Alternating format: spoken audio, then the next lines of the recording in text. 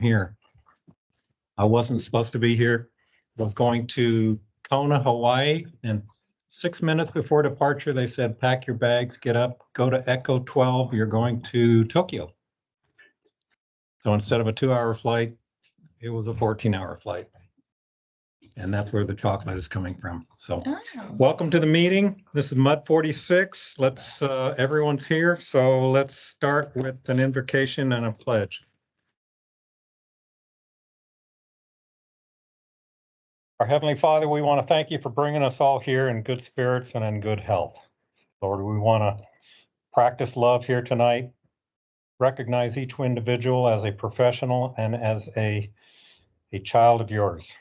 Lord, teach us to respect one another, teach us to love one another, and teach us to be better today than we were yesterday. Lord, we thank you, and in your Son's name we pray. Amen. Amen. Pledge allegiance to the flag of the United States of America and to the republic for which it stands, one nation, under God, indivisible, with liberty and justice for all. Under the flag of Kansas City, Texas, one state, under God, one and indivisible.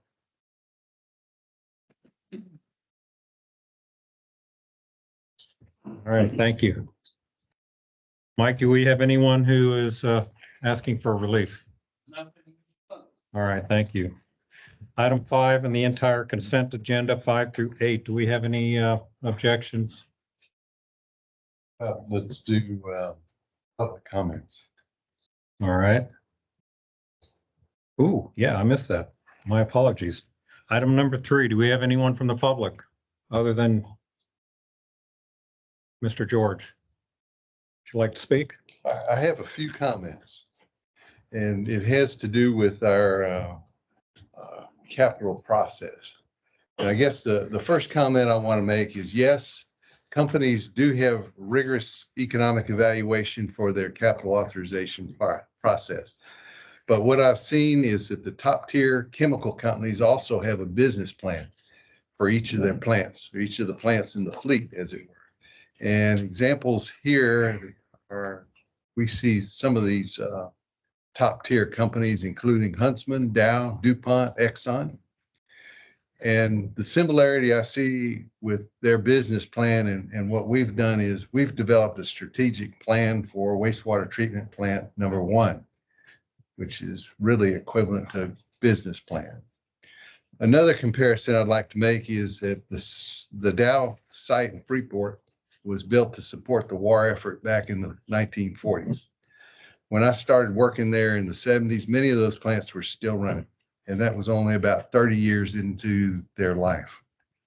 By the time I retired, about 15 years ago, all were shut down, all were demolished, and that was in less than 65 years of operation, probably more in the 55, 60 range. Also, I don't think there are any World War II plants that are still running in the Houston area. And that also means no wastewater plants that are that old. And one thought is that back in the 40s, I'm not sure they even built wastewater plants. So conclusions I have are, yes, we need to be rigorous about our economic evaluation, but top tier chemical plants don't plan on running their plants for 100 years, which is like our plan here. We've got a 50-year-old plant, and we're looking to the next 50 years. I don't think it's feasible to expect good results on running an old rust bucket of a plant like wastewater treatment plant 1. And I don't mean to be offensive to you guys, old rust bucket. And I don't think it's feasible to run it on just a repair and replace budget. So I don't think it's a waste to operate like the top tier chemical companies. And I got waste in capital letters. And I use the word waste to give you an idea how David Smith talks about us in the outside world. So I got a copy of invitation to an organizational meeting for the May mud elections. And one of the comments that David makes in there, and I'll quote, I won't read the whole letter unless y'all want it, is the old time incumbent mud directors, along with their friends in the SJRA, are planning to spend, and in parentheses, capital letters, waste $500 million of our Woodland citizens' hard-earned income. Their goal is to create a payday for their friends in the water infrastructure business. This will increase our water and wastewater rates by at least 250% over 10 years. And in big letters, he says they are structuring this decision so that our citizens will never get a vote. And I think some of this is really false. I can go on about some of the others, but I really disagree with the conclusion that we're out to waste money and line the pockets of others. I'll take 3 minutes. Okay, you want to, I don't think prepared, but I'll say this. I stand by that letter. And if you think the 500 million, right, we had 185 million for the freshwater lines. And there's no indication that those things have a 50-year life, right? None. We haven't done the analysis. And I think what we're talking about here is doing the analysis. And I'll say this additionally, you know, all this analysis should have been done beforehand. And here we had $2 million spent with no analysis of the condition of the existing plant. And when you look at the studies that they provided, as I said before in this group, the most common word in the condition assessment is good. So I think we have more study to do to understand the cost impact to the citizens of the Woodlands. And I'll stand by what I've said. And I think that's what we have a lot of elections going on. We have a lot of candidates competing now. In the past, we didn't have many people competing. So there's a lot more interest in these elections in the past. And I think there's a lot more scrutiny of the work we do. And we haven't really done the scrutiny that we should have done in the past. So that's my 3 minutes. okay, I want to, Can I have a comment to George, or question to George? Could you send around that letter that went out that you find so objectionable? I think it's in the public record. I'll send it to you. okay. Would it be useful to send it to all of the board members? I can provide it. Well, why don't you provide it? You have it. You're gonna publicize it, right? It'll be in the packet. You want to, but I don't want to send dozens of emails out. But Well, he doesn't, he It's- can't send it to the entire board. No, send it to Shelley or to Okay. Eric, and they can distribute it. Okay, I want to thank you both for just send it to Shelley. I want to thank you both for having the courage to speak up and speak your opinions in a civil manner. We all see things differently, and this is an opportunity for you both to express your perspectives. So thank you. All right, item 5 through 8 for the consent agenda. Does anyone have anything for that? Okay, can I get a motion to pass 5 through 8? Well, so moved. Okay, is there discussion? All those in favor? Say aye. Aye. Okay, opposed? All right. Item number 9, receive the regular monthly SJRA Woodlands Division report, including updates on operations, projects, and public outreach. Aaron, did you want to start us off or? Okay, It's a quick one. I don't have anything to add, but I'd be glad to answer any questions you get.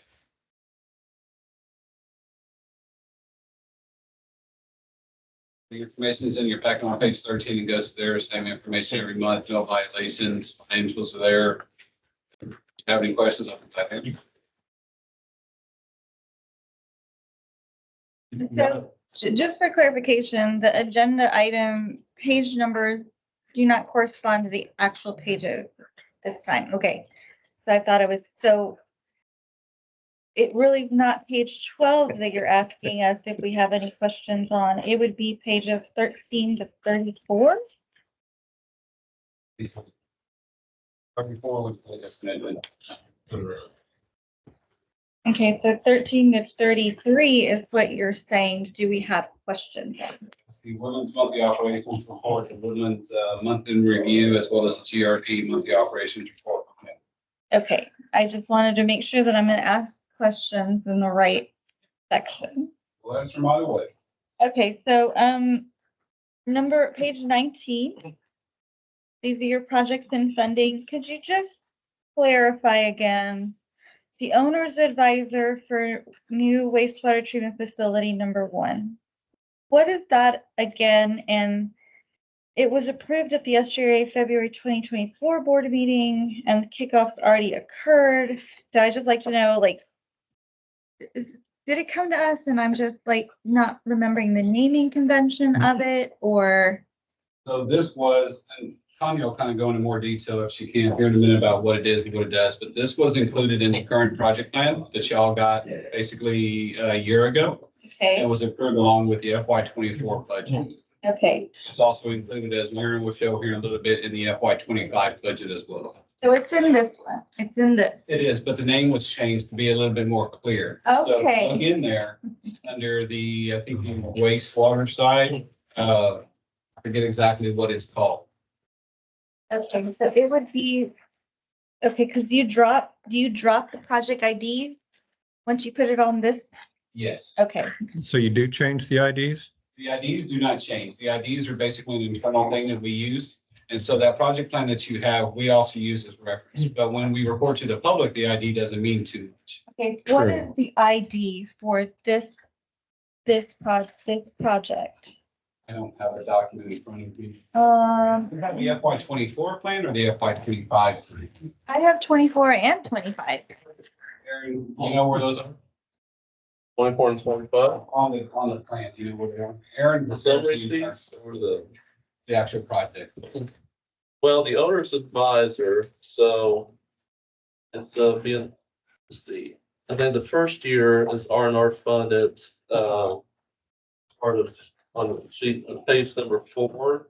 On the FY 25. Yeah, that's my 25, the new one.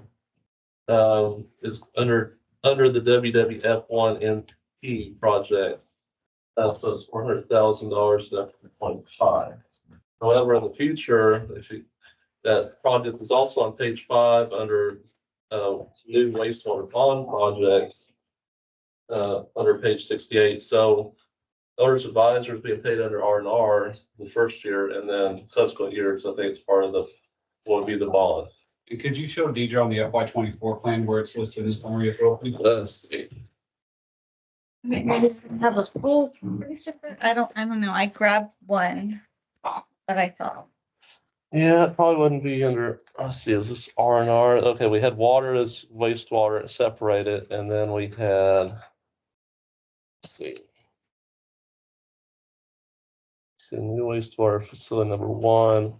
It was probably within the project sheets. 71. I don't think it was broken out on the, It was at the Let's bottom of see. the summary. For the wastewater project conveyance and wastewater. yeah. So they're like on this line, you can see it was at the bottom of the budget summary at that point. Okay, so Sorry, is it one page it was 5? 209,000 then, and it is 550,000 now? Let's see, is that the budgeted amount? Yeah, that's what it says right here. Connie, you probably know more about how much was budgeted for owner's advisor in the future on the new project plan.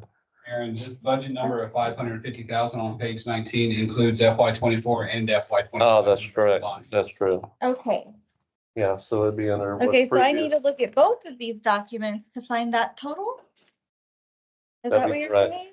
Yeah, Okay, so I'm gonna look for WWF 1NP on this 2025 document. So WWF N1P Water Reclamation. So you're saying previous budget 234,000. Maybe I got the wrong one, but this one's 209. And so you're saying that was paid for. That's what's anticipated to be under the contract, but through the end of FY 24. For the owner's Okay, advisor.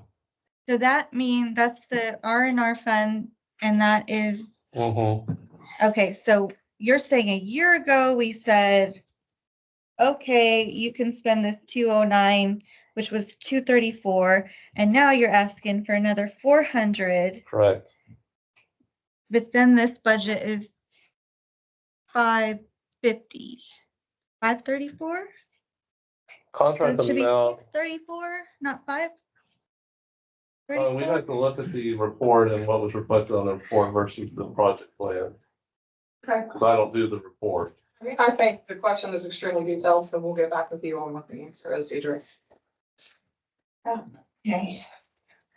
Could you copy in George to your, yeah, thank you. We'll Send it through Eric. Yeah. We'll send it through. Yeah, of course. You got it noted, well, Okay, does everybody understand like what I was trying to figure out? Yeah, the numbers aren't Okay, adding up. And what you're saying is these ID numbers, if I look from document to document, remain the same.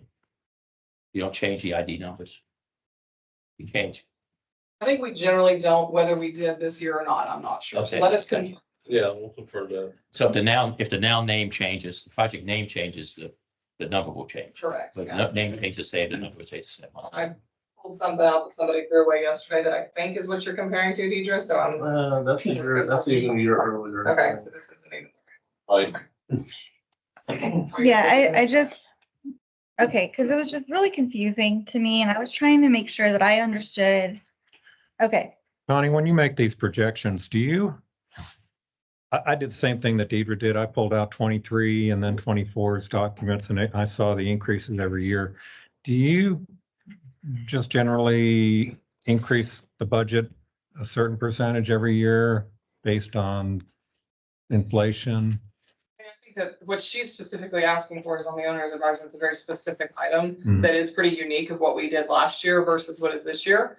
But we look at the projects that we know what the scope is, if we put OPCCs together for that and look at the specific details. So the closer you get to actual construction, the tighter that number is and the more that we know about it.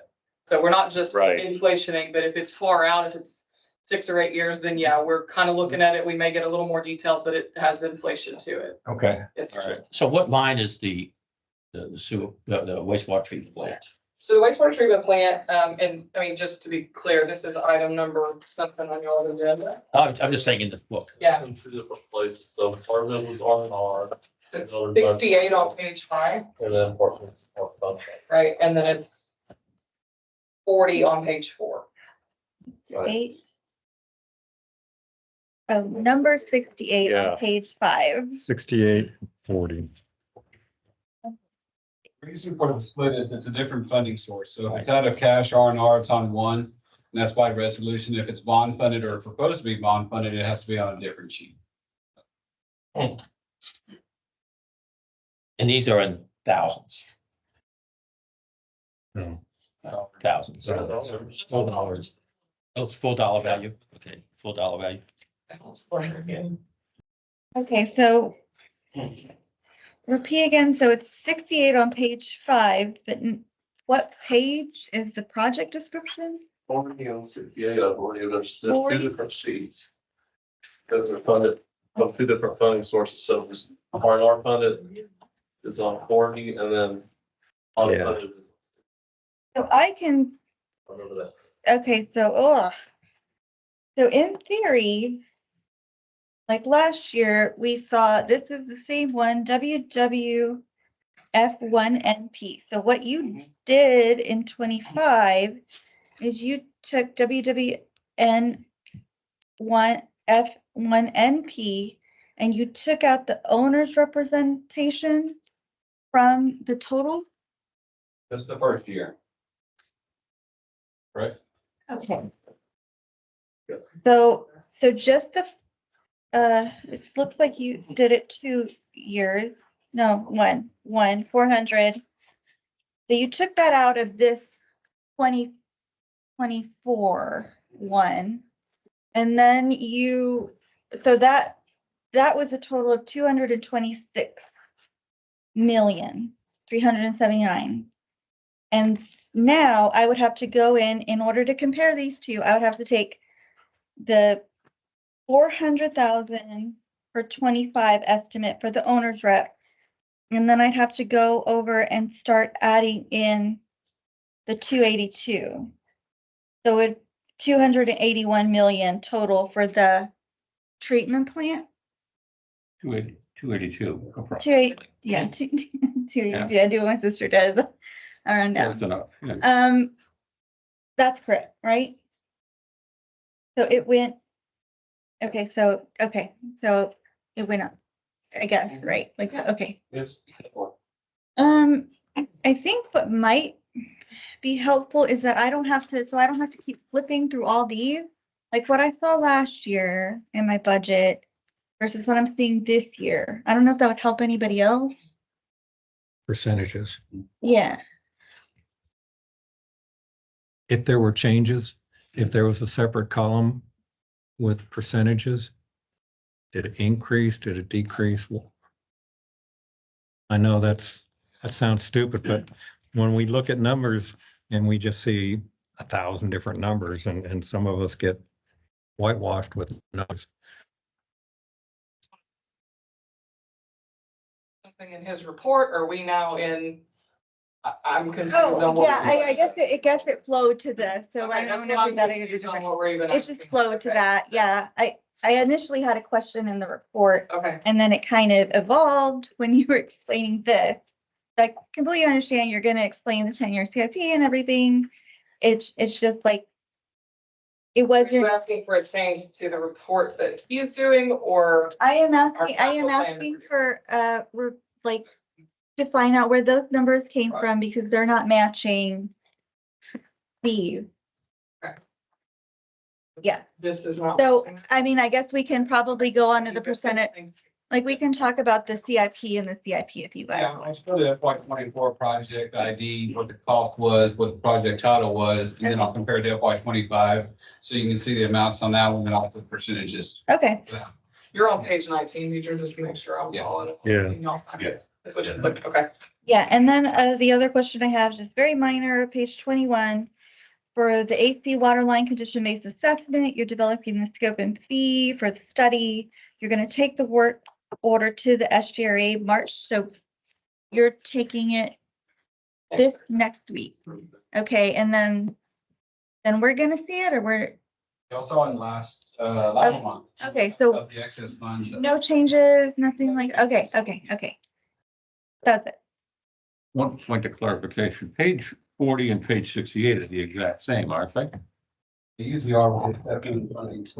And all that's different. You can see the dollar. Our dollars look the same. Well, probably because we put the same dollars, but then certain line items would total that 400,000 on I'm done. the R&R funded section, and the rest of the totals would go into the line funded section. Yes. Thank you. I think there's some asterisks on the bottom, possibly, I can't remember. Yeah.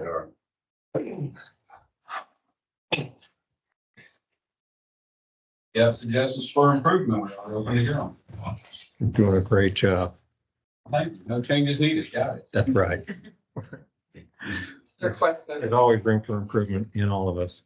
All right, are we, anything else for item 9?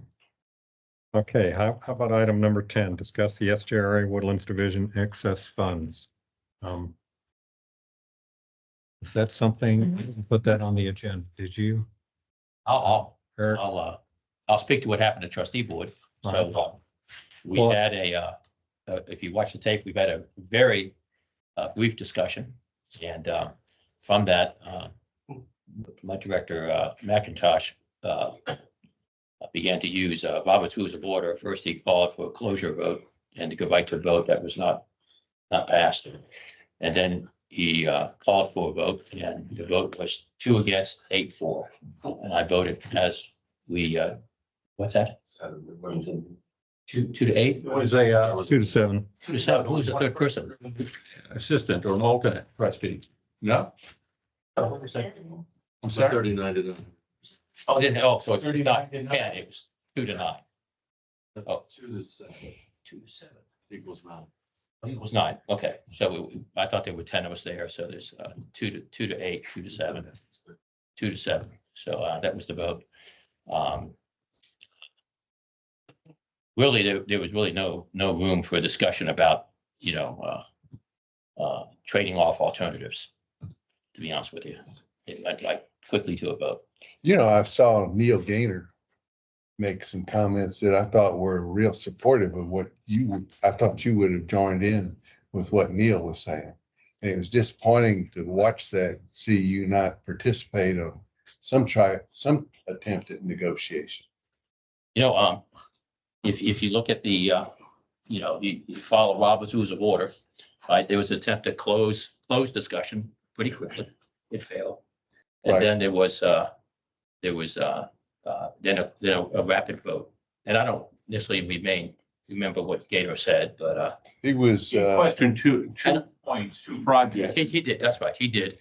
And I spoke up that I favored the, I spoke up that I favored the condition-based testing, and I understood the need, because it might not have been in the plan, for the emergency. the emergency fund. I'm not the emergency fund, but the road work on 242. But now that I remember, you know, Gaynor spoke mostly on how big the reserve should be, right? And he gave a detailed analysis of reserve analysis, which, you know, I think you have to, you go back and listen to Mr. McIntosh, what he said. You know, the reserve, you know, started off to be a replacement cost of one well, right? And then it's growing by definition to over $2 million. And I guess my reaction to that was we now have a pipeline, right? And, you know, losing a well is probably less important than, because we have a lot of reserve capacity, right? 50% reserve capacity, to say the least. And so, you know, not to get in that debate of that topic about, I think the discussion about the reserve is different than the discussion we had about, you know, keeping the money. And there may be a need to review the policy that supports the reserve, because There's an absolute definite need to review that policy. It's anachronistic. It's unfair to singular boards that have different needs. And if you take a look, and I went back to see I don't have a storage unit with all the paperwork like you've got. yeah. But the closest that I could get was probably around the April, May time period last year. I had 4 of the 10 MUDs financials, and 3 of those MUDs were in what I would call a pressured financial situation vis-a-vis debt service, revenue, or reserves, lack thereof. And from my perspective, being that we are the client of the SJRA, we should be protecting our own reserves and our own needs. And these projects, in my personal opinion, should have been handled during the budget process, not handled as an effort to take money from the 10 MUDs that contributed to this excess funds. I find it objectionable. I am going to take it to the next step, and I've already set up meetings with Eric, who's been very supportive of the conversation, as well as Ed. 4 of the 5 people I sent my note to about my response to the meeting, which was extraordinarily disappointing, are here in this room. And I'd be more than happy to address any concerns, either in my note or my observations being physically at the meeting, and to see how the audit committee predetermined that the funds were going to be accepted, and took a look at the five projects as a fait accompli. And that's the backwards way of looking at it. The money is ours first and primary, and then let's talk about why you didn't include those funds in the budget and what we should do next. I find the whole process objectionable. That's all I can say about it. So, Like I said, losing 2 to 7 is quite significant, and you can see there wasn't much leeway in that. I think that a lesson learned out of the process, I think the reserves need to be understood. You know, what drove them was the need to replace a single well, and now we've gone to a much more elaborate system. Do we need that amount of reserves? This is a kind of a repeat of the 355 or 365,000 that we had a while back, where we obviously had a lot more insight into what's happening. But to me, they have a budget, Given what we've seen last year and this year, that we need to take a much more proactive and involved review, detailed review, the financials of the SJRA and about our participation in approving projects and activities by them. Before I go into more detail, let me say this. I believe that all of the management and the people at the WWA and the SJRA are honorable and they're trying to do a great job. There is no exception and no limitation to my comments in that regard. I have not seen anything that would say there's something wrong or nefarious going on. I think what we're stuck with is a philosophy, a management process where we've always done it that way, therefore we should continue to do it that way and let's rubber stamp it and move on.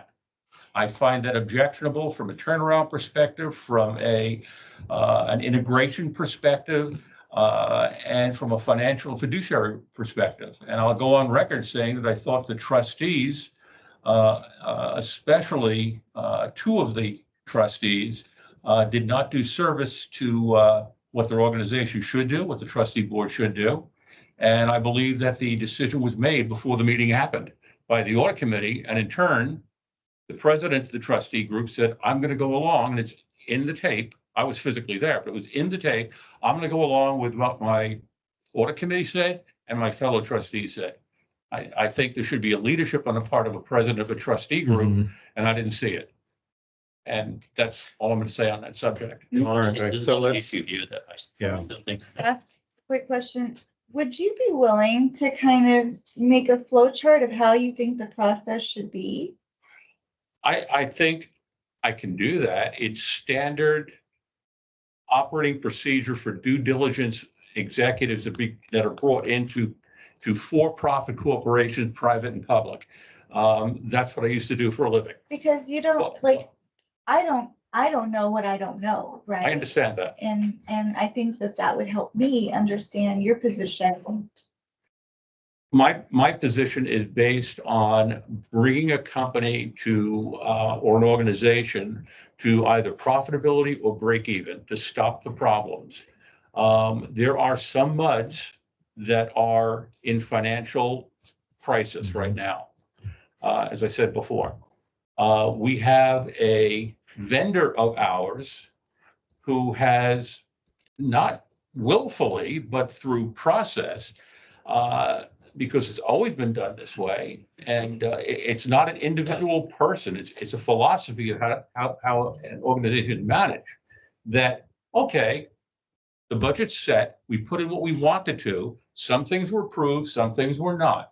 Those things that weren't approved, well, if we have excess money, and oh, by the way, if you look at the financials that were in here, we're running at the same situation. We're going to be over $1 million in 46.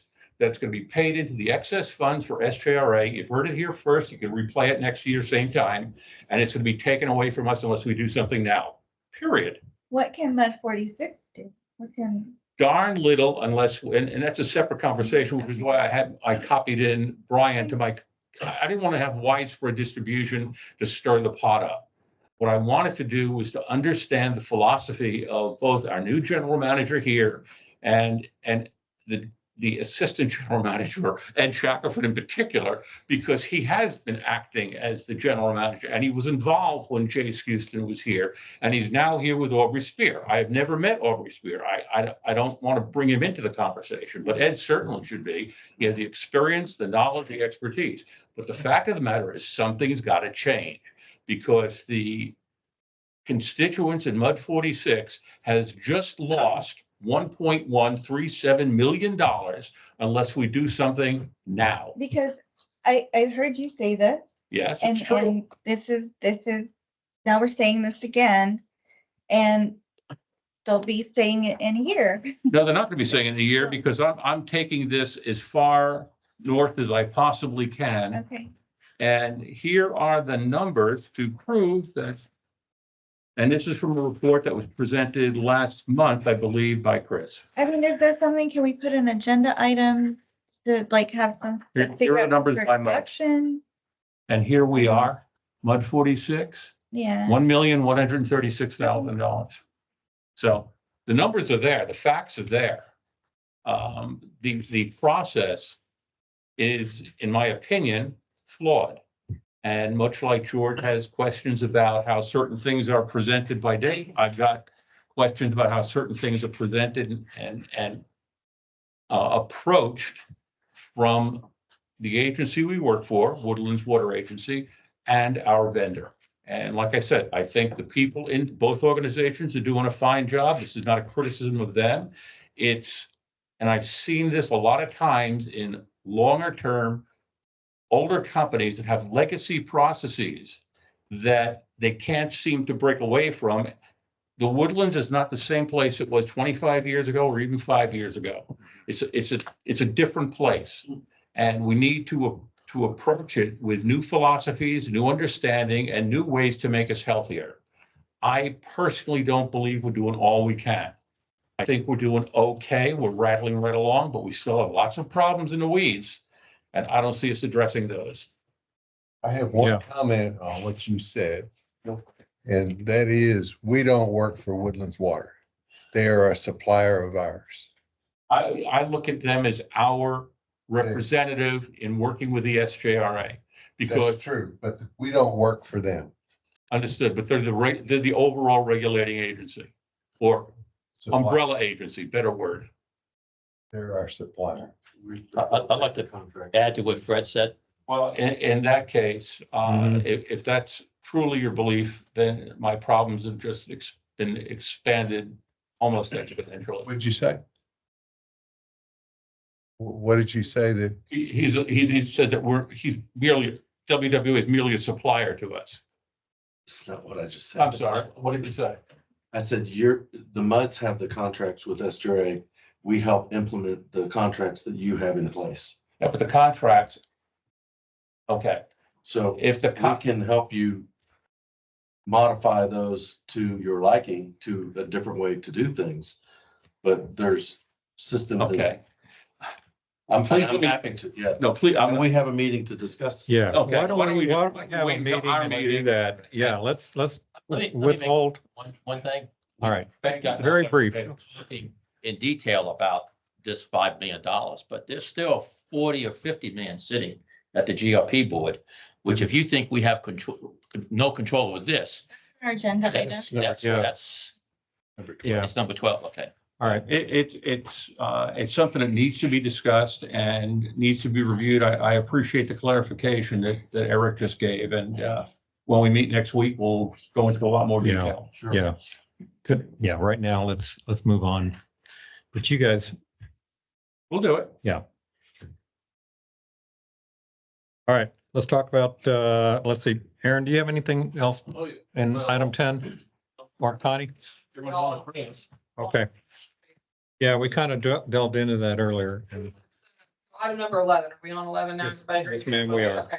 Watch the presentation here. So Aaron's gonna hand out the presentation that we're gonna give, as well as if any of you all need the 10-year project plan books. It seems like a couple of you may already have them, but if you do not, then Aaron will be handing those out. So we're gonna give a 10-year project plan here. We're gonna start with, from the beginning here, just give a quick overview of the Woodlands, and then what we know, the level of service and the expectation from the Woodlands residences for us. Then go into a highlight of the projects that many of these are projects I've already seen, but we're gonna make sure to hit on the ones that are in this next year that we're asking for appropriation for. And then I'm gonna kind of highlight just a stitch on the treatment facility number 3. There's a couple of slides in there, and then we'll get into kind of the costs and the budgets that are in there. So with that, Aaron will start us off here. All right, for those of y'all that don't know me, I'm Aaron Schindewolf. I'm a project manager with this SJRA and the Technical Service Department, who serves all the different divisions of the Woodlands or the SJRA. This particular presentation is for the Woodlands Division. Overview of the Woodlands Division. So in the Woodlands Division, we have over 8,000 assets between our water and wastewater facilities and infrastructure. Those are the large components, the pumps, the blowers, the lines, the manholes, et cetera. Total replacement value for those is approximately $2 billion. With the recent inflation over the past few years, we believe that's actually substantially higher than even that. So just give you an idea of the order of magnitude of the overall infrastructure of the Woodlands Division. So the service levels that we have provided and that we understand as future expectations is that you want a system where it's out of sight, out of mind. You turn on the faucet, the water comes out nice and clean and doesn't have any odor or taste issues. Limit to no service disruptions, and when they do occur, they're taken care of in a very short amount of time. We've only had one boil water notice in the past 50 years, and that was on the sample issue, not even in the system. So we understand that's your future expectations as well, as to keep that high level of service. So how are projects determined? Well, we have developed a comprehensive asset management plan and program. The asset management plan was developed to lay out the guidelines for asset management. And that goes into then an asset management system, a software where we track the assets, their likelihood of failure, consequence of failure, replacement values. And then also our maintenance staff, when they do work orders on components, corrective maintenance, replacements, that all goes in that system with the amount of cost that it took. And then that can develop projects out of one assets need to be renewed, when they need replaced, and so forth. Also, regulatory changes that occur from TCQ, EPA can make projects have to happen in the future if that happens. Also, we have done a comprehensive amount of studies from the asset management strategy. Consultants have assisted us in developing those projects in the project plan from these studies. And you can see a brief overview of what projects or what type of projects in the project plan have resulted from those studies. And there's actually a few other ones, we just couldn't fit them on the screen. So the key focus areas of this 10-year period project plan in the water system, the water line evaluation renewal, and then the new Elevate storage tank. Of course, there's a lot of other projects, but these are the main ones, the big ones. And on the wastewater system, the new water reclamation facility, aka a wastewater treatment facility number 1, and the optimization of the collection system upstream of that water reclamation facility. So moving into this brief overview of those projects, as Bonnie mentioned, that we're going into. First one is the AC water line condition-based assessment. You can see on the map of all the AC water lines in the Woodland system, but this was approved. The funding was approved last week, so at a $1.6 million budget. But look at all the data on the AC water lines that we have, the break history, the records on it, but then going into the field and doing testing on the water line, taking physical samples, having lab testing done, inserting devices into the water lines that can measure thickness and degradation, soil sampling, vibration analysis, all those different things we utilize to then come up with a new comprehensive strategy for water line replacement. Second one is optimization of the conveyance system. You can see we have 5 lift stations on this map, and our plan is to abandon those lift stations and convert the flow to a new large gravity system that would take out, the lift stations that are 40, 50 years old. Also eliminate future renewal costs on those lift stations that over a 35-year period would amount to about $30 million, and reduce potential odor and noise issues at those lift stations. Elevated storage tank number 6, and this has been the project plan, as is the last one. And this one here is in the preliminary design phase. New elevated storage tank on the northwest side of the Woodlands. We're currently under variance from TCQ because we don't have sufficient elevated capacity based upon their stated requirements, but we got a variance. It'll expire soon, and we need that additional storage capacity because they will not re-up that variance. So build this new elevated storage tank. Also benefits of when fire flows occur in the area or high demand periods. In addition, when we take other elevated storage tanks out of service, this will maintain that pressure that we need. South Shore Gravity Main Rehabilitation. This is upstream of that optimization project. You can see the existing lines are in deteriorated condition. These are gravity lines. So we want to rehabilitate those lines. This project's in final design phase. And it's approximately 6,600 linear feet of 42-inch and 36-inch gravity sewer pipe wire. And how do you rehabilitate them? Well, you go in and clean it first, and then you have to see what kind of condition is the walls are, if there's some patching that needs to occur. And ultimately, a liner will be inserted into the pipe that adheres to the outside of the pipe, and it's inert, so it doesn't react with the sewer gases. Does it diminish the interior much? It's very thin. Very thin? Yeah. Okay. Wastewater facility number 2, Tier 3 filter improvements, also in final design. Over years ago, we rehabbed one of the filters with a cloth media that has 3 times the capacity of the existing sand filter system. We're going to do that on the other 2 filters. Right now, we can't take any of the filters offline if we need to handle the permitted peak flow in a storm event. So this will allow us to take them offline if we need to do maintenance in the future and not have that concern of having to bypass around this filter system. But it does not change the overall permit capacity of the plant. It just helps the capacity of the filter system. The station number 1, gravity main bypass and decommissioning. This is project resulting from knowing that the force main from lift station 1 is heavily deteriorated. Replacing just that force main itself under Woodlands Parkway and going down a little further south would be about $2 million. So instead of doing that, we have a newer gravity main, like front circle, that we can tie into and have a gravity system instead, which will allow us to take lift station 1 out of service and abandon it. That cost would be roughly $1.5 million. And then, of course, you're saving future renewal costs on the lift station and O&M costs. Water plant generators. This is a project that 3 of our water plants, so we have drinking water plants in the Woodlands, to replace these auxiliary engines that power only one component at a water plant, and there's maybe 1 or 2 of them at a water plant where they're powering a booster pump or a well in a power outage. Not only that, they have to be manually engaged by an operator if a power outage occurs. So the project here is to replace or install standby generators at those 3 water plants, which will automatically come on in a power outage. And you have the flexibility of powering different components at the water plant instead of those couple fixed components that the auxiliary engines are connected to. So on those 2 slides, so the new one, what's the typical life of that unit? Of a generator? Of the generator in your business? Oh, let's see, trying to think. We have 25 to 30. I was gonna say 25 to 30. Yeah. 25. And the one above, the diesel? Well, the one above, actually, on the top is the natural gas. Oh, natural gas, The okay. bottom is a diesel, or would be a diesel. 50. Those things are probably 40 to 50 years old, but parts are very Very difficult.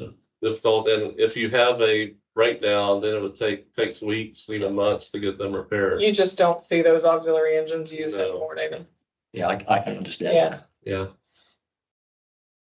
Water well rehabilitation projects. So we actually have project underway right now for 3 wells, but this is an ongoing program based upon a strategic plan and one of those reports you saw earlier on to rehabilitate our wells. Because surface water is still a supplementary source, it could have a disruption, so we need to have full capacity from groundwater for the Woodlands. So this is a program to rehabilitate wells based upon last rehabilitation, if one has occurred at all on a well in the past, or based upon the production capability of the well to supply the system. Also, in addition to that, we modeled the aquifer trends in the 20, 30 years out to see how much it would drop and if submergence would still be there at that time. So if we rehabilitate a well and we see an aquifer drop that needs to have a lowering at some point in that 20, 30 year outlook, we will go ahead and lower the pump at the same time. Last big project I want to talk about is water reclamation facility number 1, and actually Connie's got a few slides after this on it. But just a recap, gone through phases 1 and 2, which identified and was approved by the stakeholder committee to move forward with a MBR facility. That's where we're at right now. We do have land acquisition underway or just starting, but this facility does not meet TCEQ design criteria, as you've probably been told before. Phase 3 for any start of engineering requires MUD approval to move forward. With that, I'll move it to Connie and she'll give you a little bit more about that. Okay.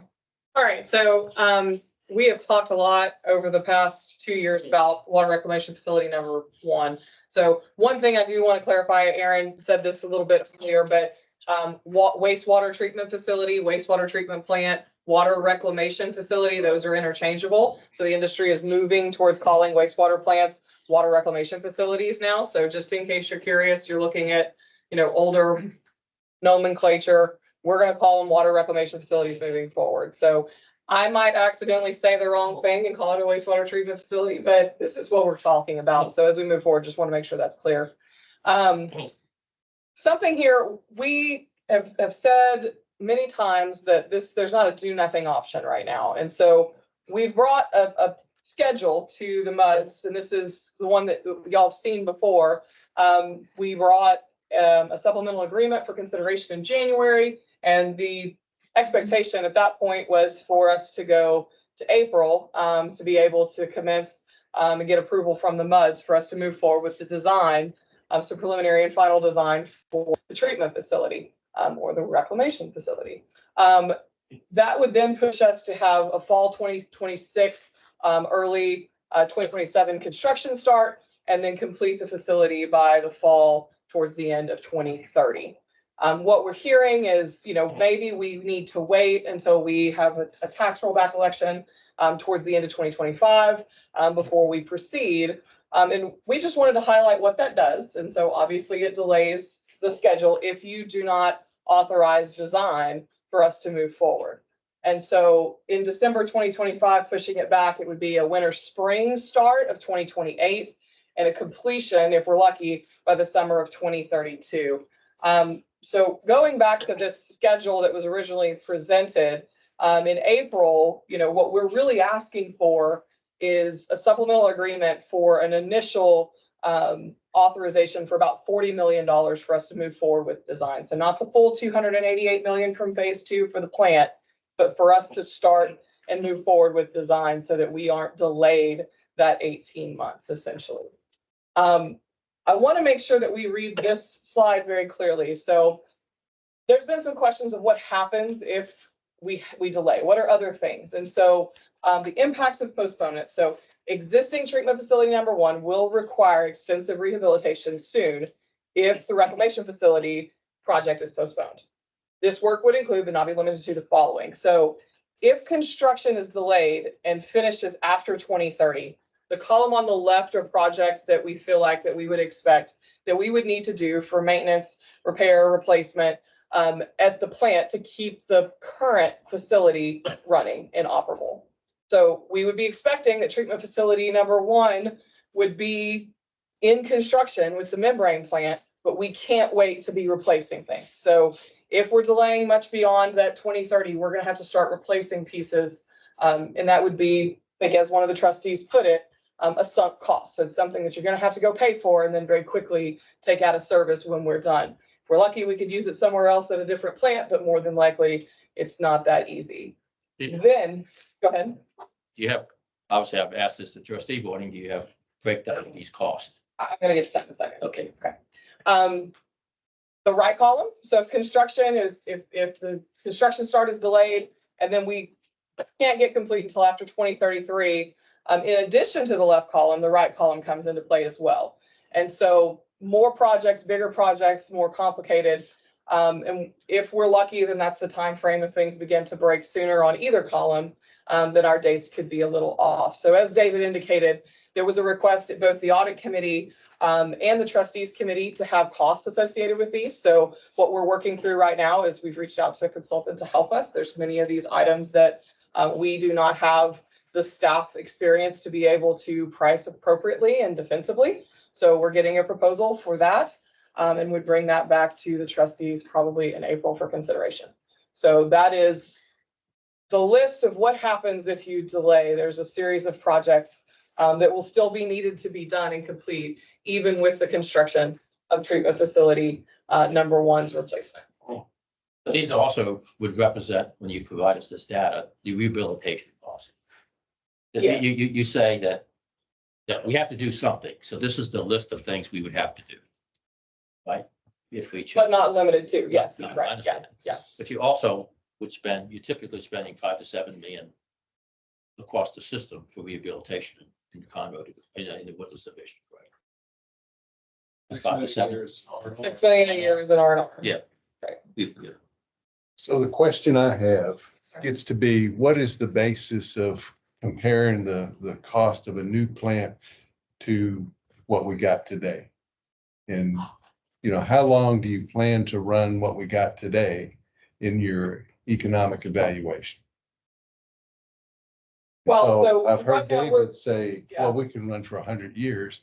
No, I haven't said that. 50 years. I've heard you say concrete's good for 100 Well, years. the pipeline. 50 years more. And the pipelines here, are they really good for another 50 years? And I don't think so.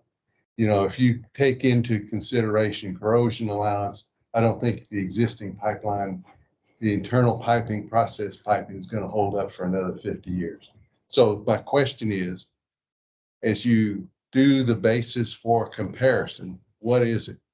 Is it, how long do you plan to run the plant on? I think any comparison that we're looking at is in that 50-year planning window. So phase 1, phase 2, we're looking in that 50-year planning window.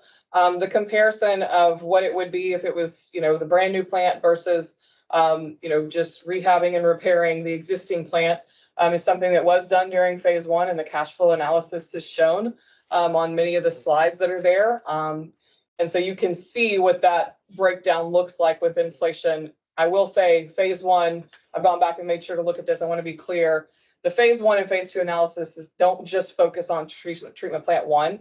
They also include what happened with treatment plant 2 and the interceptors in between. So there's some other costs that are built into that, but you see what occurs from the cash flow. And there's a break point around 2047 when there's kind of a flip that the membrane becomes in that 50-year planning horizon, the cheaper option and the more. So my concern is that if you say you're going to run until 2035 and you base your cost on that short period, then you're getting an artificially low number. If you say we're going to have to have apples and apples comparison, you got a new plant's going to run 50 years. Well, what's the cost of running the old plant for 50 years? And I'm thinking as you have deterioration of the plant infrastructure, the piping, other things, your number's going to be too low unless you consider all the costs. So, George, if you look at the condition assessment document they provided, I think the longest remaining useful life of anything in the condition assessment document is the pipeline. And I don't think the internal piping is going to Well, hold up for 50 years. Well, matter of fact, I think And I it talked to says Don 75. Sarek. I think it says, I'm going by my memory of the condition assessment I'm document. gonna disagree that Well, I I'm don't looking- think that number's valid. Okay, well, the engineer's number is not valid. I guess that's okay. And I've You talked say to that, I'm okay. Don Sarek, who used to run the plant, and he agrees. The underground piping is not gonna last that long. I'm just going And by the he's- document that they present, I'm giving you additional additional data. information. Okay. So would condition assessment that Dave's been requesting, would that help change your plan if it's, or your thoughts, if it demonstrates that it can last not 50, but at least 20 more years? Would that change your point of view? Well, then I think you need to establish that we're gonna run this thing for 20 years. It'll be a 70-year-old plant at that point.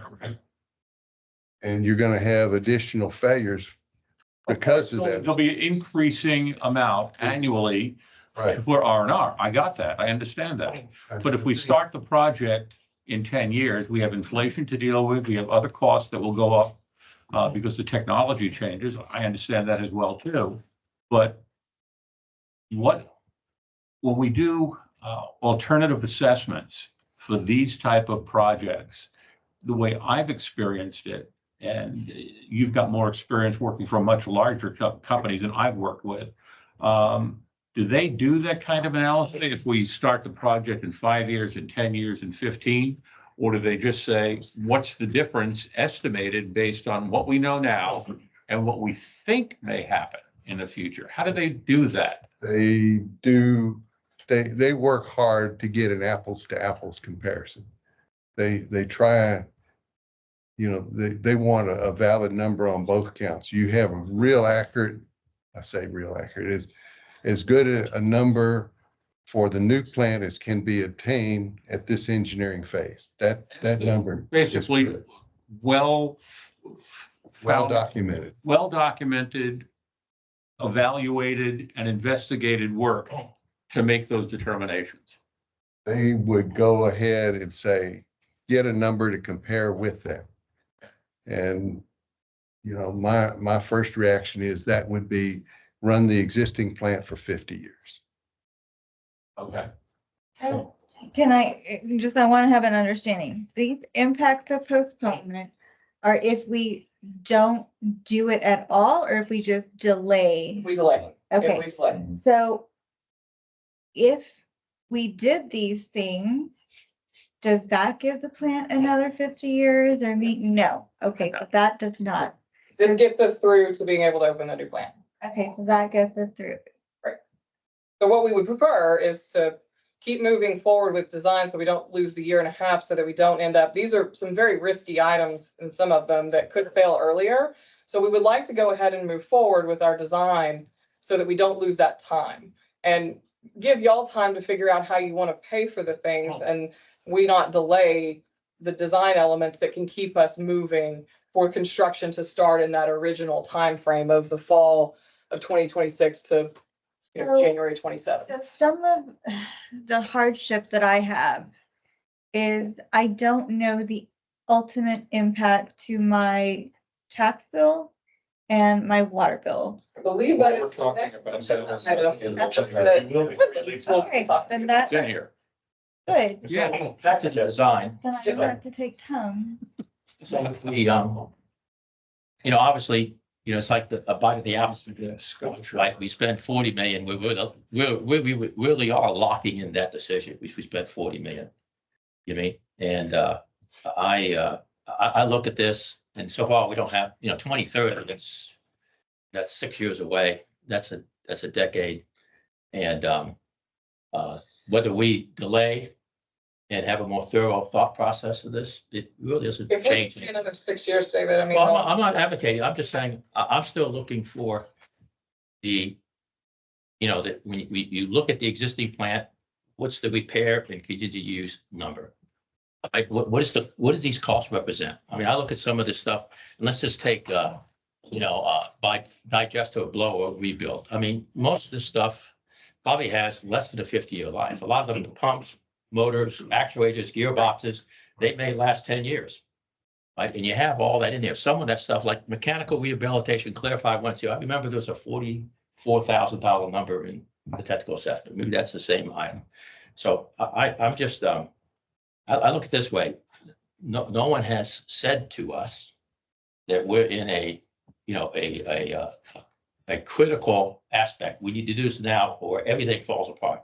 I haven't heard that. And I go back to technical assessment. The most common used word is it's in good condition. So I think we have time, right, to allow you to go back and build a cost model that justifies. What are we losing though by agreeing to fund the design phase of it? Well, I'll give you an example, and I'm whether the design is any good if we choose an alternate route. And I'll use an example, and I'll go back to the town center line, and I have I've had inputs from two different PEs. You know what I mean?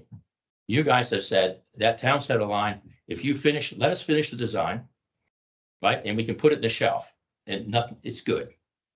Now Eric has made an alternate comment to me, right? You said it won't be any good after a while. So we maybe the design has a lifetime usage. I'm just going by what you made a comment to me that it won't. It'll have shelf problems. The Town center. governmental approval that you would get is good for 1 year. After 1 year, you'd have to go back to that government agency for approval. If there's design criteria changes in between, then you'd have to redesign. I'm just saying it, just like the town center, we're going to do testing, right? And it may determine that, be honest with you, if you go back to the AC pipeline, look at AWWA, it's 80 to 100 years. They have other examples, 140 years. We could all be going, deceased by the time we need to replace that pipe. And I'm just saying, I'm just going by the literature.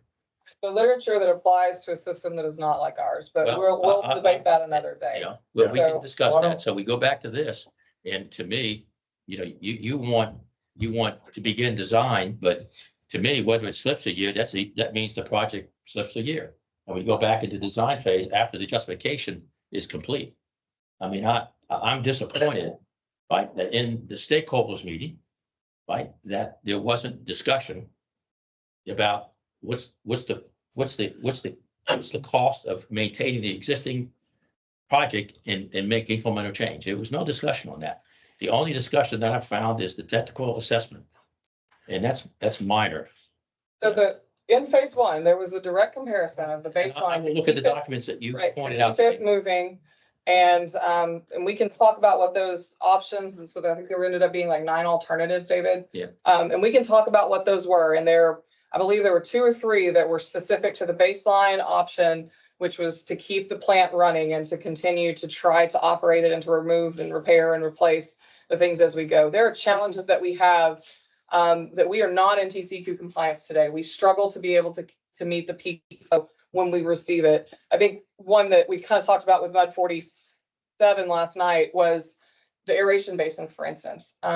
You can see that in the construction, if it's after 2030, the left column, we have a wall repair on aeration basin number 3 that we need to do. But aeration basins number 1 and number 2 are out of service completely. And we are not in compliance with TCEQ on that. That is a risk to us every single day. And so to say that we are not in an urgent position is probably not a great way to put that. We have not put a lot of stress on that TCEQ compliance issue, but it is something that I think we need to make sure that everybody is aware of. We're really going to struggle if something goes out on the aeration basin 3's wall. We can put some mechanisms into aeration basin number 1 and number 2 to try to make them work as best they can. But that is an emergency project, and it's something that will not keep us in compliance with TCEQ. So there are some really major issues that are out there that we have we really do not need to delay. Do they go against what the report, because I've heard him say quite a few times that the report is not matching what you all are proposing. So Matches. but I just heard, this is what I'm hearing him say. We need a technical assessment, The assessment of the. and that's a condition. 67 page. Right. I guess. The could technical we- memorandum that we just wrote in the last, call it like 2 months, given out last month. So that should help to kind of wrap in the two and make everything consistent. If you continue to have questions, obviously please ask us, but it should put a bow on some of that. I have a question. Yes, sir. If this is so critical, why are we fooling around with these 5 projects for the excess funds? Why can't we take a look at the whole system and say, here's what the most serious projects that need to be handled, as opposed to refunding, putting more money into the reserve funds or doing something that's not essential for our operations. Yes, the projects, by the way, all 5 are solid projects. I'm not saying no to that. What I'm saying is if there are other projects that you and your staff see as critical to the operations and to the vibrancy of our total infrastructure, why aren't they on the list as opposed to these other 5 projects? I can attempt to speak to that. I mean, I would say Start, we'll fill in the gap. wonderful. I think, honestly, I don't think that we felt like there would have been support at all if we put something for this treatment plant to move forward with design as the excess funds to fund it. Well, if you've got an operational failure that will affect the quality of water and the quality of life of our constituents, that's what we're there for. Right. Not to fill up the coffers, so in the event there's a possible emergency, they got money. Let's deal with those right now, I think. Let me add a little bit more too. We did look at, could we use any of those excess funds for like preliminary engineering? There was not enough excess funds. And so we have Plant 1 that has concerns. Good news, you got $40 to $50 million still back there. Over at GRP. Yeah. Different Different fund. fund. I understand it's a different fund, but Right, there's a wall, but keep in mind that $40 million of GRP belongs to 149. I understand. No, I We'll talk understand. about it in a minute, but we did look at the excess funds and say, can we fund preliminary engineering? We couldn't. Could we fund the AC Waterline Town Center? We could. But we did look at it and say, what else do we have across the system? Plant 2, we need to keep operational for another 20, 30 years easy. Right. So on that, y'all requested the AC water lines. Then if this project is delayed, we say we want to hedge our bets and not do some of the items on the left. We need to make sure our emergency reserve is healthy enough to cover some of these items, so we don't have a cash cost. TxDOT was required, and town center water line easements was, let's go and get that wrapped up. So when we put it on the shelf, we have all the approvals that we need. So we did do a prioritization to go down and look at it. The first thing we did look at was, do we have enough funds to take care of this without asking y'all for 40 million? Hmm. We did prioritize just across the entire system, not just plant. Oh, good. Thank you for that. Could I get a copy of the Texas environmental quality deficiency that you referenced? You should have a Variance. variance from that. That's a variance on elevated storage tank, never Yeah. He's fixed, but asking for the You just got that saying that we have a risk in one of these elements and aeration, but aeration basin. So I knew you had a variance on the elevated storage. I've heard about that in advance. But you just mentioned another variance that you have. no, we have peak flow violations. Whenever our flow exceeds 18 million gallons per day, we receive a notice violation. I believe the last one was shortly after Harvey. Keep in mind, part of what we do is we operate the system, so we do not get violations. So for example, plant 2 doesn't have violations because we back up the system. And so plant 1, we do the same thing. We disperse it out through the 25 lift stations, leave it in the lift stations, take it in slower so we don't cause violations. But our permit says we have to treat 7.8 million gallons per day. Currently, with those 2 basins out of service, we cannot treat 7.8 million gallons a day. I know we're not treating it, but our permit says we have to stand capable to do that, which is 30 TAC 217 regulations. So, Okay, so kind of going back to what you said on plant 2, you're backing up the system. There's ramifications to backing up the There is. system. there's huge ones Um, flows into people's houses. So that's 2. So I just want that to be made clear that it's not ideal to back up the system. Correct. You are putting stress on the pipelines, odor issues. And so you're managing it to where you're allowing flow to come into the plant as you can treat it And you're talking about plant 2. too. And and plant 1. so plant 2 is mostly gravity, get in detail, mostly gravity, so I have to use the collection system. The actual pipes itself. Plant 1 is mostly lift stations, so I slow down the lift station so it pumps less to me. So basically, plant 2 is backed up mainly along the Bear Branch. Plant 1 is backed up through the entire service area. I just don't want people to think, oh, we're golden, like plant 2 is golden. Like, I just don't want people to think that. Even though, I don't know, there's a golden road, right? We've gotten creative to be able to utilize the resources we have to meet the permits as much as we can. So plant 1, you have a permitting issue. You are not getting violations, but every single day you're operating so that you don't get a violation from the TCQ. You still are not, you do not have the EPA permit on you anymore, correct? We got rid of that Okay, 5 years ago. so you had a more stringent, We did. but you had more stringent permitting from the EPA. Now yes. So you're saying that there are pieces of equipment at the plant that should be operational currently that are currently not operational. So in a similar instance to 2, where you're backing up the system, instead you're managing it internally, so you don't violate permit. Operators are doing what operators are paid to do. Okay, I just want to make that clear, that I have the same understanding. So Okay. really, what we're saying is you have skilled operators that are maintaining the systems and we should have confidence in that, right? There's confidence in that. And you've been doing it for many years and I'm again, I'll end my comment. I'm looking forward to seeing the cost so we can lay that out and begin discussing it. And I guess my final thought is, don't go light on this just to make it look good. You know, make it realistic.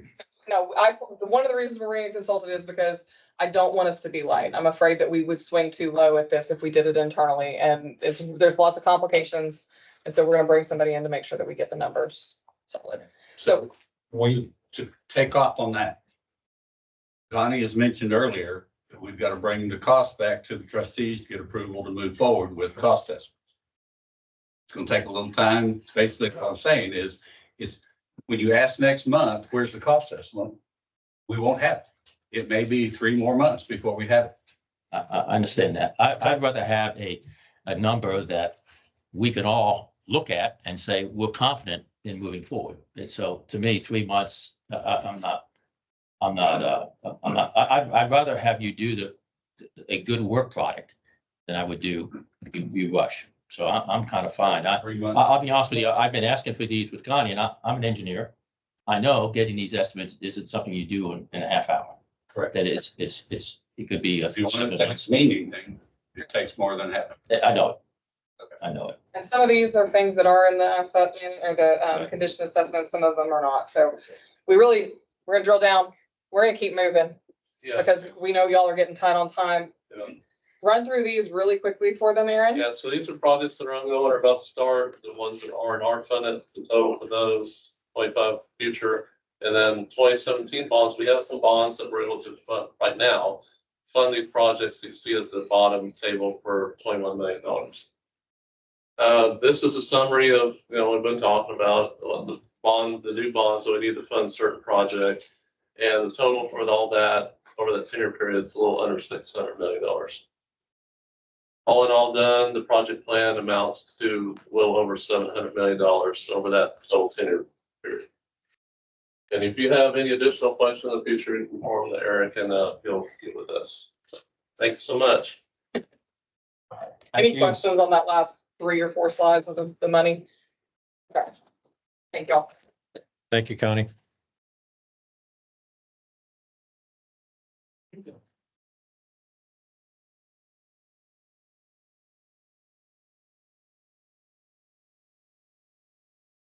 All right, I do believe we discussed item number 12.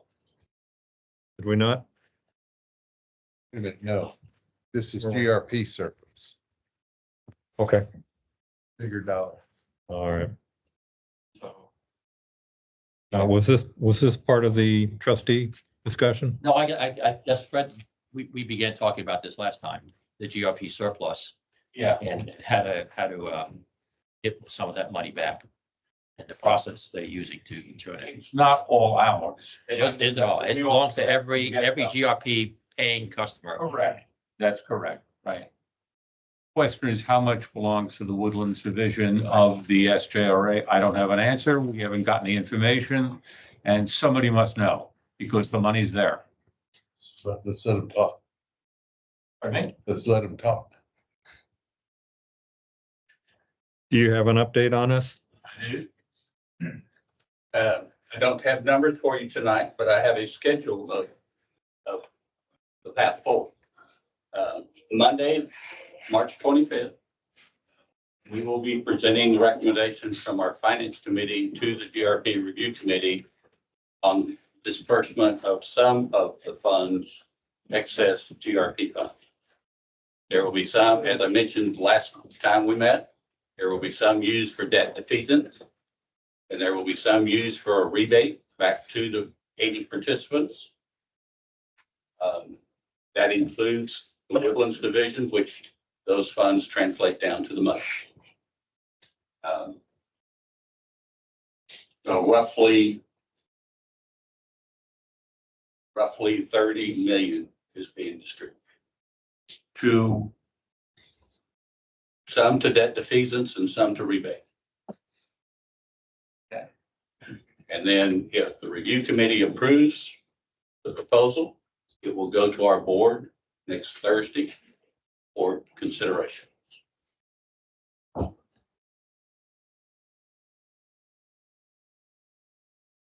Thank you very much.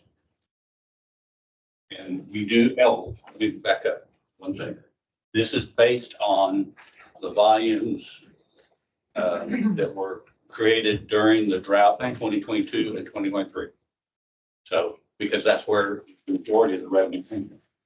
It's excess pumping from predominantly the groundwater wells to generate the revenue. Question? Hearing none, thank you all very much. Thank you, Ed. Thanks, Ed. All right, item 13, discuss potential funding alternatives. This is presented by Yeah, Mr. Peterson.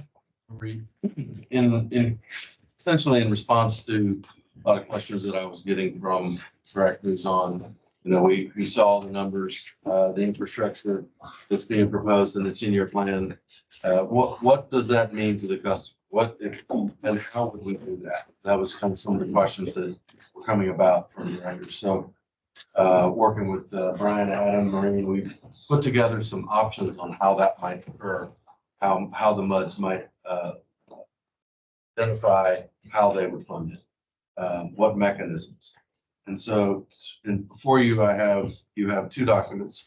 One is a summary of funding options, and the other is this table of numbers. So I'm not going to read all of it to you tonight, but there's obviously no decision to be made tonight. But I wanted to go through each of the four options just to get that conversation going. And then as you digest that over the next month or so, you can give us feedback on thought. Option number one would be to SGRA would sell bond issues and identify a wholesale rate that it would take to cover the debt on those bonds. And then that wholesale rate would go into the water bills and pass through to the customer. So it would be a water bill situation based on usage to the customer. Little bit different for different districts, but roughly about $250 would be the bill at the end of this. And once in 2035, when the bonds are all expended. Did you say that Is again? that $250 per what? Per Per year? year or month? Per month. Per month. That would be your water bills I'm sorry, $250 a month? for the typical water. You say increase two, but Right, it's right now 104 is the typical average, so it would increase to about 250. I pay $37. I paid 35, Yeah. except in the summer. Yeah, this is based on the, what we call the typical. 10-6. Or 6,000 of wastewater. That's So the- that's if your the- usage is less, then your increase.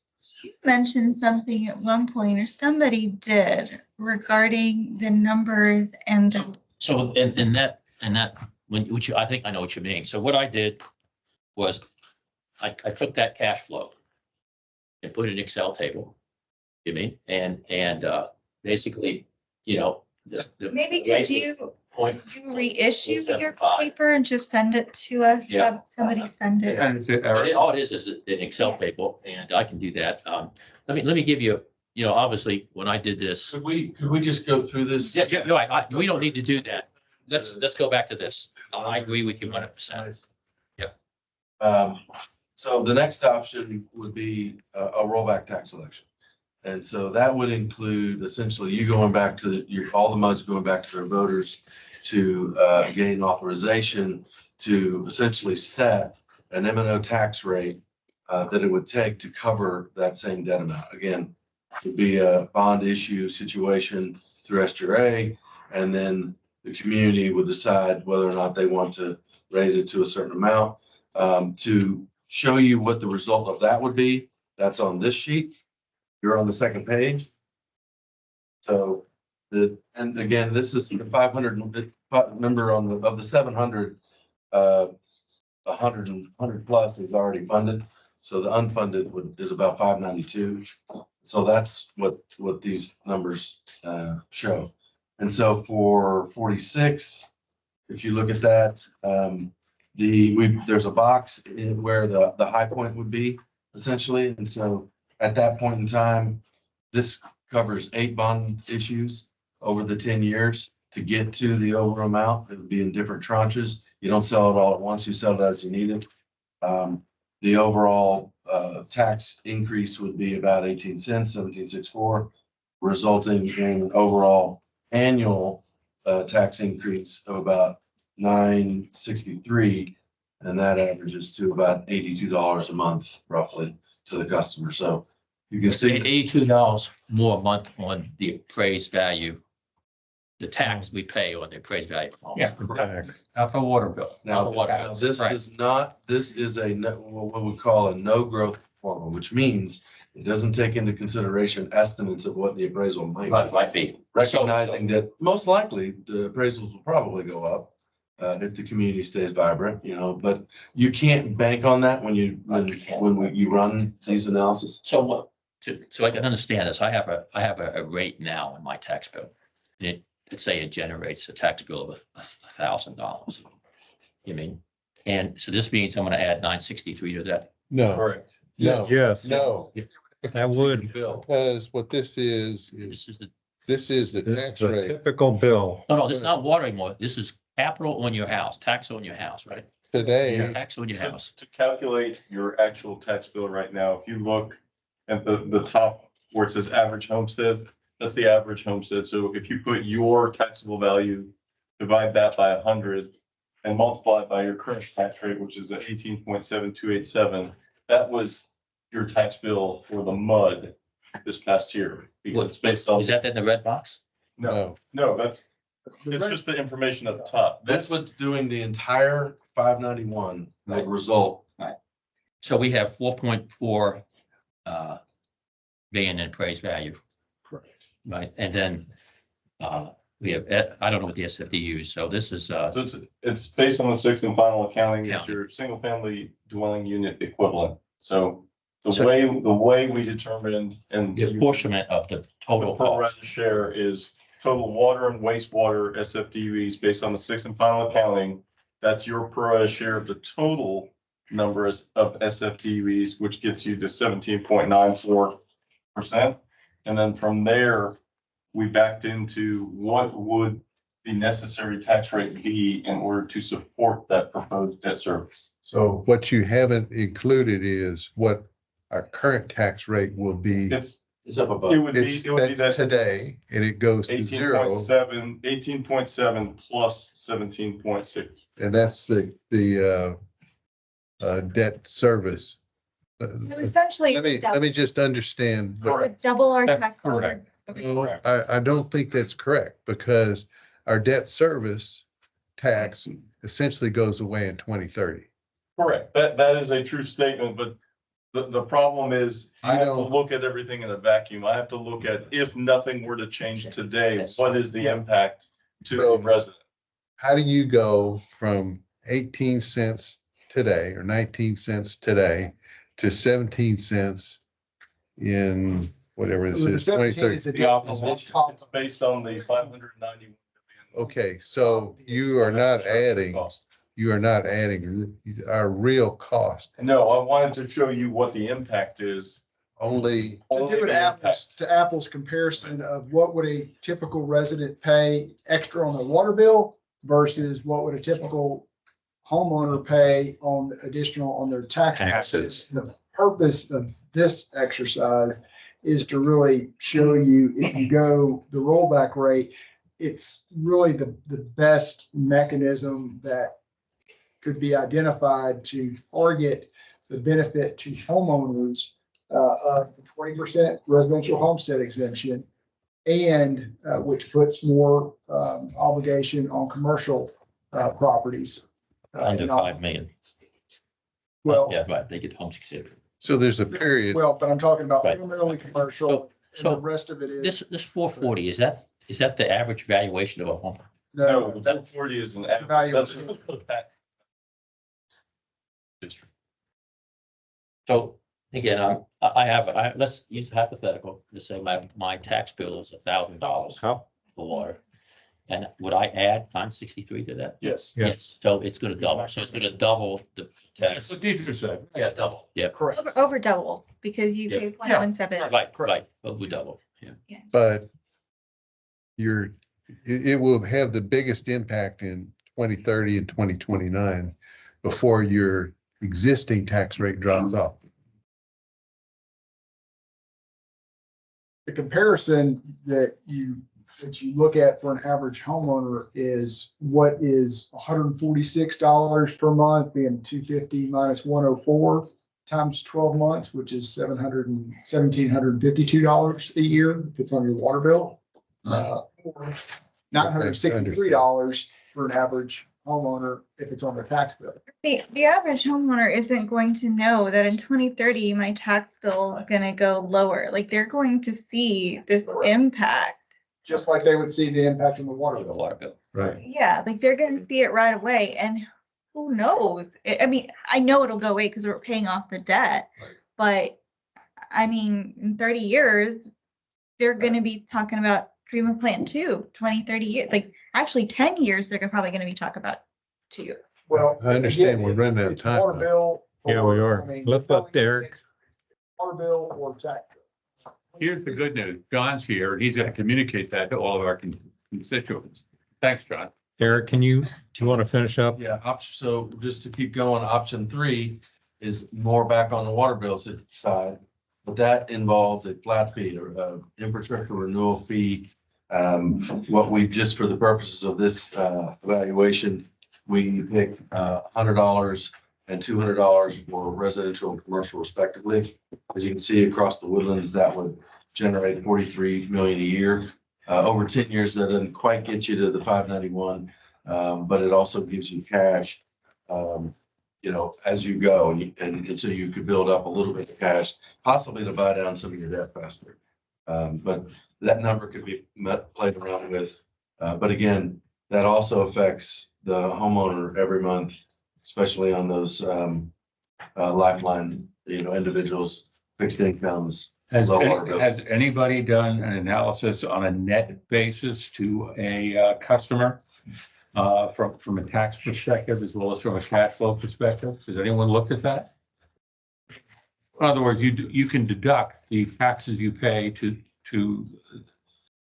yeah, You're talking about for if you itemize. to sell it to our constituents. That's a No, you can't. Most people don't itemize. It's listed as a pro, but that's gonna depend on the homeowner. The biggest thing is that you get the 20% residential homestead, over 65 and disabled, targeted benefit through the tax rate as opposed to water sewer rate. In addition, the other mechanism here at work is that by having it through taxes, you can structure the allocation of responsibility based on SFDUE and not just usage, where the commercial has a larger amount of As it should be. capacity Right. versus usage, and the usage is lower. You're not able to capture that through a rate, through a rate mechanism. Correct. So the way you do that's through the tax mechanism. So you're suggesting a hybrid? No? I think the options, there's not, I don't think we're here to make a recommendation. Yeah. So real quick, in option 4, we didn't develop fully because quite frankly, it's not viable. But it would include you going back to the voters to get bond authorization to do your own bond issues. And that would be extremely cost prohibitive. Why is that? Because so this included about 8 bond issues over the 10 years. You'd have probably 80. So the issuance times 10. So you, Right, yeah. so you would have every district doing their own bond issues, and the issuance costs, the soft costs, just to sell those bonds would be enormous. Let me ask that. I think you've answered my question, but let me rephrase it. So, there's authority and then there's selling the bond. So I'll give you an example. When we began, right, every MUD, I'll use an example. Recently, MUD 39 sold a bond, got bond authority for 41 million. Doesn't mean they spent the 41 million, but they had one vote, right? And they approved 41 million. So what you could, I don't know what our amount is. Maybe it's 60. I'll just pull 60 out of the air. Well, why would you just have one vote, release the bond authority, and then each MUD can vote when they need to sell the bond? So, What's the difference? That's what I'm asking. well, the downside of that is that you have the additional issuance costs from each district issuing its own bonds. And so you multiply the number of tranches by all those districts, as Eric said, and you're gonna increase your issuance costs by, what do we say, roughly double, Okay. you thought? And so double 5 to 10% on 100 and something million, that's real money. I understand. So it's trying to be the most. Yeah, I understand. And the logistics. So, but if we look at this, just to summarize it, I'm like Dietrich, I don't have 101 dollar bill a month for, I think my last was 30 or 40. And so we go from 104 We need to check his to meter. 250. Yeah, 250. I only have 2 people in the house. We have 104 to 250. Right? And then we double the property tax. So we double the water, double the property. Is that what we're talking? No, these are all independent options. Correct. It's one or the other. One or the other. Oh. It's one or Oh, the so other. what you're saying is if you double the water, You I mean, you double the tax. tax rate, that takes care of the whole cost Yes, of property. Yes. Ah, okay. Yes. The question is, Or you double the. These are all mutually exclusively presented. Now, you could do a hybrid, but Hybrid, the you way could do a it's hybrid. presented is mutually exclusive. And that's Each assuming. option would fully pay for the project. Did a hybrid and they see an increase in the tax bill and an increase in your water bill. That's, And still. All right. I don't think. All. I think we All right. have to have respect. Let's move on. Item 15 through 23, we're going to defer till next time. Seems we can't seem to have a meeting that goes an hour and a half. 17, do they need it up? We can defer. 18, 19, yeah. Okay, like I said before, if you guys have questions, you get this 3 days in advance. You guys can ask questions in the days prior to our meeting. And these meetings are not a place to tell stories. I need a motion to adjourn. Good motion. Okay, all those in favor? Aye. Meeting's adjourned.